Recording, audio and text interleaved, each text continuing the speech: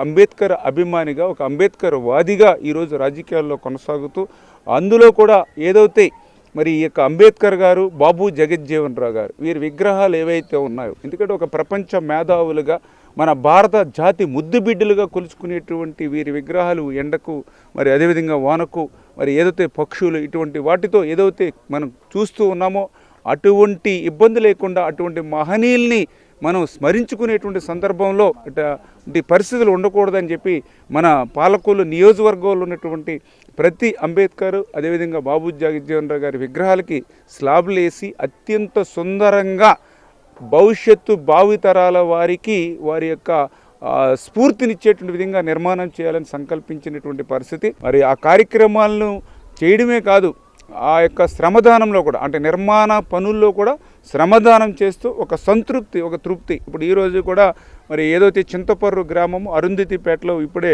అంబేద్కర్ గారి విగ్రహాన్ని చూస్తూ ఉన్నాం. మరి సంవత్సరాల తరబడి అట్లా ఎండకు వానకు తడుస్తూ ఉన్నటువంటి పరిస్థితి.